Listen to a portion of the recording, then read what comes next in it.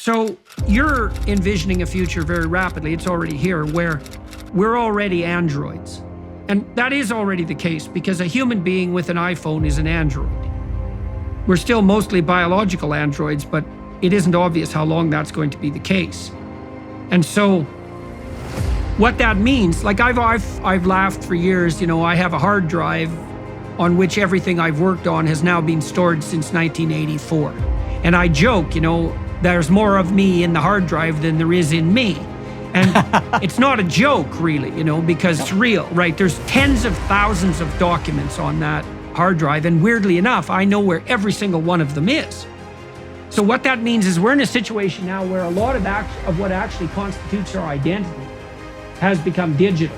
And we're already being trafficked and enslaved in relationship to that digital identity, mostly by credit card companies. Now, I would say to some degree, they're benevolent masters because the credit card companies watch what you spend and so how you behave, where you go, and they broker that information to other interested capitalist parties.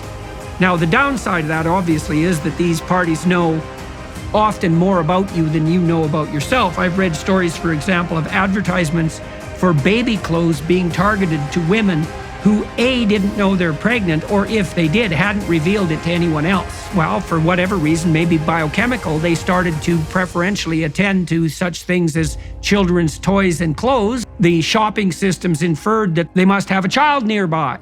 And so the credit card companies are already aggregating this information. And what that essentially means is that they have access to our extended digital self.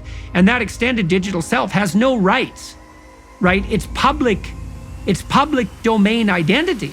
Now, that's bad enough if it's credit card companies. Now, the upside with them is at least they want to sell you things which you hypothetically want. So it's kind of like a benevolent invasion, although not entirely benevolent.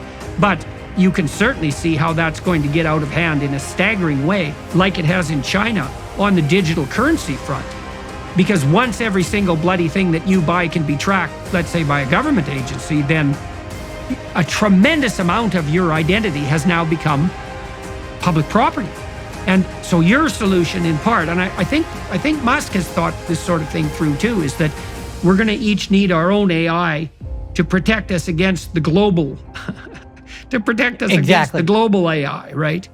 And that self-help book is like that in a primitive way. And I mean, because it's essentially a spiritual guide in that if you equate the movement of the spirit with forward movement through the world, like faith-based forward movement through the world.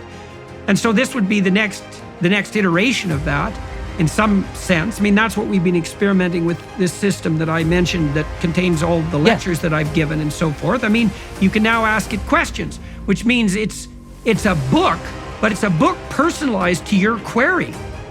Well, I guess the downside would be, is it possible for it to exist in a very protected environment? Now, you've been working on that technically, so a couple of practical questions there. Is this gadget that you've been starting to develop, do you have anything approximating a commercial timeline for its release?